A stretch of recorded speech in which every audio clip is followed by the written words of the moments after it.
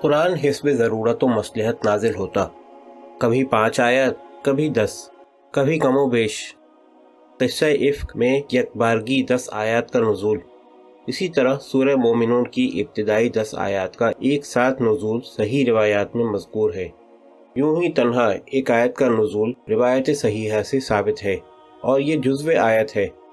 وَإِنْ خِفْتُمْ عَيْلَةً فَسَوْفَ يُغْنِيكُمُ اللَّهُ، پارہ 10، رکوع 10، آیت 28 کا نزول بھی اول آیت کے نزول کے بعد ہوا، یہ بھی جزو آیت ہے۔ بہرحال جتنا بھی قرآن نازل ہوتا، رسول اللہ صلی اللہ علیہ وسلم اس کی کتابت کرا لیتے۔ امام احمد، ابو داود، ترمذی، نسائی، ابن المنذر، ابن ابی داود، ابن الانباری، ابو عبید، نحاس، ابن حبان، ابو نعیم، ابن مرویہ راوی ہیں۔ حضرت عثمان رضی اللہ عنہ نے ارشاد فرمایا، رسول اللہ صلی اللہ علیہ وسلم پر متعدد صورتیں نازل ہوتی، تو جب ان پر کچھ نازل ہوتا تو کسی لکھنے والے کو بلا کر فرماتے، یہ آیات اس صورت میں رکھو جس میں ایسا ایسا ذکر ہے۔ حاکم نے مستدرک میں اسے روایت کر کے فرمایا، اس حدیث کی سند صحیح ہے۔ دوسری حدیث حضرت زید بن ثابت رضی اللہ عنہ سے ہے، جسے حاکم نے شیخین کی شرط پر صحیح بتایا ہے۔ ہم رسول اللہ صلی اللہ علیہ وسلم کے پاس چرمی قرآن پارچوں سے جمع کرتے۔ مستدرک۔ عارف باللہ حضرت حارث محاسبی فرماتے ہیں، قرآن کی کتابت زمانہ رسول کے بعد کی پیدا شدہ چیز نہیں، بلکہ خود رسول اللہ صلی اللہ علیہ وسلم قرآن کی کتابت کراتے تھے، لیکن اس وقت قرآن چرمی پارچوں، اونٹ کے مونڈھوں کی ہڈیوں اور کھجور کی شاخوں میں لکھا ہوا منتشر تھا۔ ان بیانات سے معلوم ہوا کہ رسول اللہ صلی اللہ علیہ وسلم کے زمانے میں جتنا قرآن نازل ہوتا وہ قید تحریر میں آ جاتا۔ اس طرح سرکار کے زمانے ہی میں پورا قرآن لکھا جا چکا تھا، مگر ترتیب آیات و صورت کے ساتھ یکجا نہ تھا۔ فتح الباری، عمدۃ القاری، ارشاد الساری، اتقان میں بالفاظ متقاربہ ہے، عہد رسالت میں پورا قرآن لکھا جا چکا تھا، لیکن یکجا اور صورتوں کی باہمی ترتیب کے ساتھ نہ تھا۔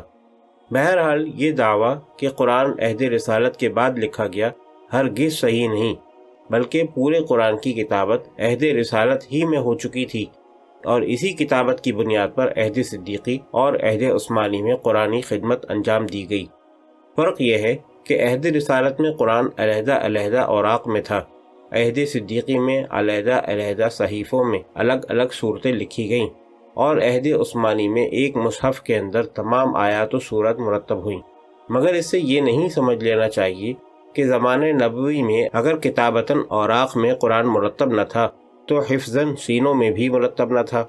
آگے معلوم ہوگا کہ قرآن کی آیتوں اور صورتوں کے درمیان جو ترتیب عہد صدیقی اور عہد عثمانی میں صحف و مصاحف کے اندر قائم ہوئی، وہی ترتیب ہے جو بعہد رسالت سینہ حفاظ میں تھی، اور جسے صحابہ اکرام رضی اللہ عنہم نے رسول اللہ صلی اللہ علیہ وسلم کی تعلیم و توقیف سے حاصل کیا تھا۔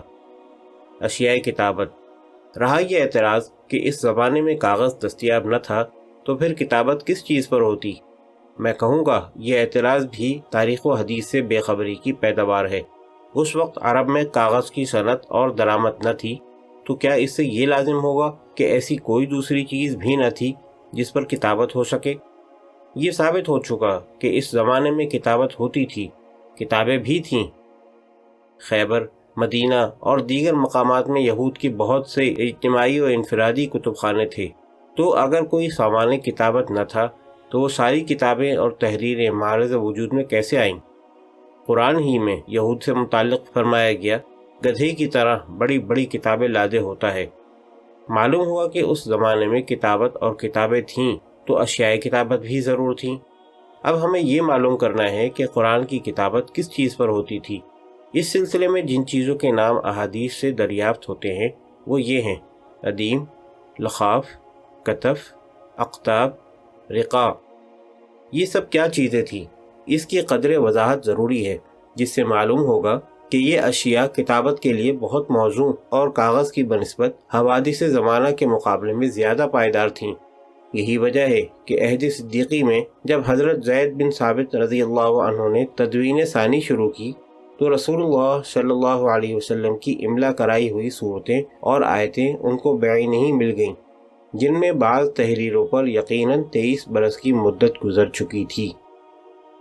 ادیم، عام طور سے اس کا ترجمہ چمڑا کیا جاتا ہے، مگر ادیم ہر چمڑے کو نہیں کہتے، بلکہ یہ وہ چمڑا ہے جو دباغت کے بعد باریک کھالوں سے بنایا جاتا اور عرب جیسے گوشت خور ملک میں بکثرت دستیابی کے باعث آسانی و فراوانی کے ساتھ کتابت کے کام میں لایا جاتا۔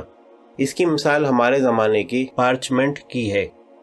لخاف، لخفہ کی جمع ہے، جس کا معنی پتھر بتایا جاتا ہے، مگر اس کی نوعیت عام پتھروں کی نہ تھی، بلکہ یہ سفید رنگ کی چوڑی چوڑی تختیاں ہوتی جو عمدگی سے بنتی اور کتابت میں استعمال ہوتی، جیسے موجودہ زمانے میں لکھنے کا سلیٹ ہوتا ہے، فرق صرف رنگ کا ہے۔ کتف، اونٹ کے مونڈھے کے پاس کی وہ ہڈی جو خاص انداز سے تراش کر نکالنے سے تشتری کی طرح بن جاتی، یہ بھی اپنی صفائی و عمدگی کے باعث مصرف کتابت کے لیے موزوں ہوتی۔ عصیب، کھجور کی شاخوں میں تنے سے متصل کشادہ حصے کو کہتے ہیں، جسے شاخ سے جدا کر کے خشک کر لیتے اور اس کے ٹکڑے لکھنے کے کام میں لاتے۔ اقطاب، اونٹ کے کجاؤں کے چوڑے چوڑے پتلے پتلے تختوں کو کہتے ہیں، جو کثرت استعمال کے باعث صاف اور چکنے ہو جانے کی وجہ سے بآسانی مصرف کتابت میں لائے جاتے۔ رقاع، چرمی پارچوں اور کاغذ یا پتے کے ٹکڑوں کو کہتے ہیں، یہ بھی کتابت کے لیے استعمال ہوتے۔ عہد رسالت میں کتابتاً ترتیب قرآن کیوں نہ ہوئی؟ اب یہ سوال رہ جاتا ہے کہ عہد رسالت میں صورتوں اور آیات میں کتابتاً ترتیب کیوں نہ ہوئی؟ اس کا جواب ظاہر ہے کہ اس وقت نزول قرآن کی تکمیل ہی نہ ہوئی تھی، تو ترتیب کیوں کر ہوتی؟ اور جب نزول کی تکمیل ہوئی تو اتنی مدت باقی نہ تھی کہ سب کی یکجا ترتیب ہو سکے۔ سب سے آخر میں وَاتَّقُوا يَوْمًا تُرْجَعُونَ فِيهِ إِلَى اللَّهِ ثُمَّ تُوَفَّى كُلُّ نَفْسٍ مَا كَسَبَتْ وَهُمْ لَا يُظْلَمُونَ۔ یہ سورہ بقرہ کی آیت نازل ہوئی، جس کے بعد با اختلاف روایات رسول اللہ صلی اللہ علیہ وسلم 3 ساعات یا 7 ایام یا 9 راتیں یا 21 روز دنیا میں تشریف فرما رہے۔ انہی اوقات و ایام میں مرض وفات بھی ہے۔ ظاہر ہے کہ یہ مدت اور یہ حالت اس عظیم کام کے لیے کافی نہ تھی۔ پھر رسول اللہ صلی اللہ علیہ وسلم کی حیات طیبہ میں بعض آیات منسوخ بھی ہوتی، اور جب نسخ کا امکان تھا تو ترتیب کیوں کر ہوتی؟ یوں ہی نزول قرآن اصل ترتیب آیات و سور کے مطابق نہ ہوتا، بلکہ حسب دستور و مصلحت مختلف مقامات کی متعدد آیات یا ایک آیت یا سورت یا جزء آیت نازل ہوتی رہتی۔ پھر بالترتیب ان سب کی کتابت کیسے ہوتی؟ کسی صورت میں پہلے کی آیات بعد میں اور بعد کی پہلے نازل ہوئیں۔ یہی حال صورتوں کے نزول کا ہے۔ اب اگر نزول کے مطابق یکجا کتابت ہوتی جاتی تو ایک آیت کہیں اور اس سے متصل دوسری آیت کہیں، یا آدھی آیت ایک جگہ اور آدھی دوسری جگہ، یا اکثر آیت کسی مقام پر اور اس کا ایک جز کسی دوسرے مقام پر ملتا، نہ آیات کی تعین ہو پاتی نہ ان کے معنی و احکام کی۔ اسی طرح جملہ صورتوں میں امتیاز قائم نہ ہوتا، ایک صورت میں دوسری صورت کی آیت اور دوسری میں پہلی یا کسی اور صورت کی آیت آ جاتی۔ جو سورہ پوری ایک ساتھ نازل ہوتی وہ تو متعین ہو جاتی، اور باقی صورتیں متعین ہی نہ ہوتی۔ اس لیے نزول قرآن کے ساتھ صحیفہ یا مصحف کی شکل میں ترتیب قرآن کا امکان ہی نہ تھا۔